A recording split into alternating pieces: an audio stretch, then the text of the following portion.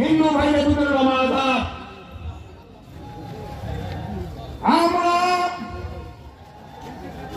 1952 সালের আন্দোলনের কথা শুনেছিলাম।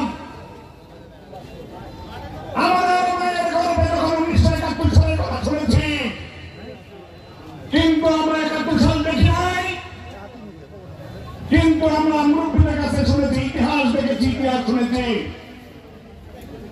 আমরা যারা এখানে পরবর্তী প্রজন্মে যারা আমরা এখানে উপস্থিত, তারা আমরা জানি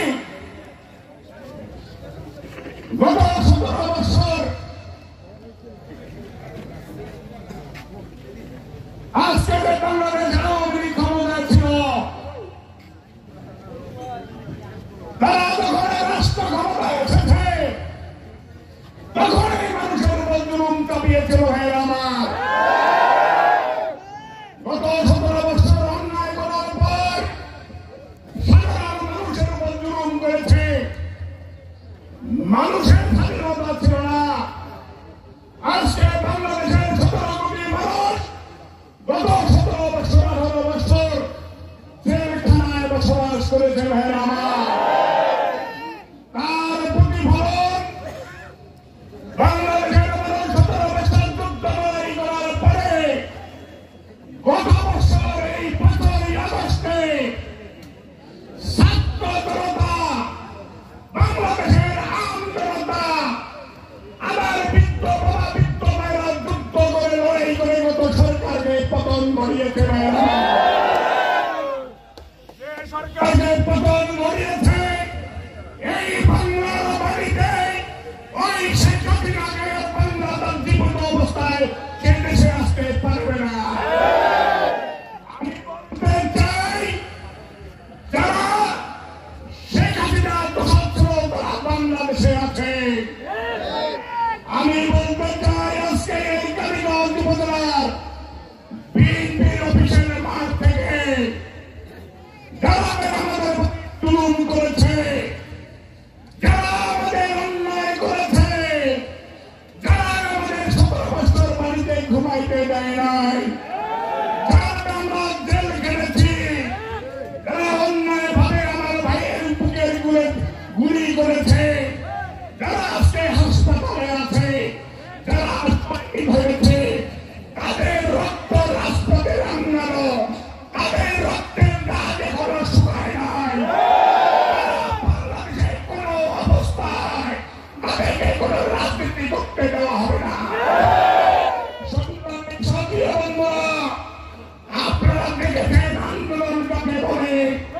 আমাদের ভাষা তারা বুঝতে দেয়নি, আমাদেরকে মাঠে নামতে দেয়নি, বাবার জানাজা করতে দেয় নাই, মায়ের জানাজা করতে দেয় নাই। আমরা এই বাংলাদেশের মাটিতে কোন অবস্থায় তাদেরকে আমরা রাজনীতি করতে দেব না। গ্রহণ করি আগামীতে এই বাংলাদেশকে নিয়ে ষড়যন্ত্র চলছে। আমি বলতে চাই, কালীগঞ্জের মানুষ 18 বছর আমার সঙ্গে আপনারা ছিলেন। যদি এই দেশ নিয়ে ষড়যন্ত্র চলে, আগামীর বাংলাদেশ, আগামীর রাষ্ট্রনায়ক জনাব তারেক রহমান যে কোনো কর্মসূচি দিবে, আমরা বুকের তাজা রক্ত আবার রাজপথে গেলে এই বাংলাদেশকে স্বাধীন করব। আমি বক্তব্য বলি না, আগামীতে নির্বাচন হবে, ওই নির্বাচনে সব দল অংশগ্রহণ করবে, স্বাধীনভাবে মানুষ যেন ভোট দিতে পারে। যে ভোটের জন্য আমার মা বেগম খালেদা জিয়া, দেশনেত্রী বেগম খালেদা জিয়া, যিনি জেলখানায় অবরুদ্ধ অবস্থায় ছিলেন, যিনি আপসীন নেত্রী, যিনি বাংলাদেশের 18 কোটি মানুষের দাবি নিয়ে জেলখানায় ছিলেন, ওই নির্বাচন হবে। আমাদের নেত্রী দেশনেত্রী বেগম খালেদা জিয়া কালীগঞ্জ আলিকমারিতে উনি যে প্রার্থী ঘোষণা করবে, সেই প্রার্থীর জন্য আমরা থাকবো। আমার বিশ্বাস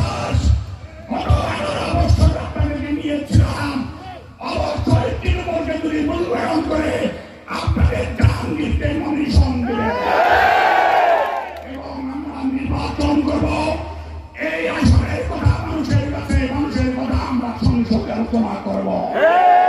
সেই দিনে আমাদের আশা পূরণ হবে, এই অঞ্চলের মানুষের আশা পূরণ হবে। আমি বক্তব্য বাড়াবো না। আমাদের নেতা অধ্যক্ষ আসাদুল হাবিবুল মহোদয় তার নেতৃত্বে আমরা লালমনিরহাটের আন্দোলন সংগ্রাম করেছি। আবারও যদি কোনো সময় আন্দোলন সংগ্রাম করতে হয়, তার নেতৃত্বে আমরা কালীগঞ্জ আলিফবাড়িতে আন্দোলন করব। সবাই সুস্বাস্থ্য এবং দীর্ঘায়ু কামনা করে আমাদের একটু পরে আলিফবাড়িতে প্রোগ্রাম, আমরা আলিফবাড়িতে সবাই যাব। সেজন্য আমি আমার বক্তব্য শেষ করছি। খোদা হাফেজ। বাংলাদেশ জিন্দাবাদ। বাংলাদেশ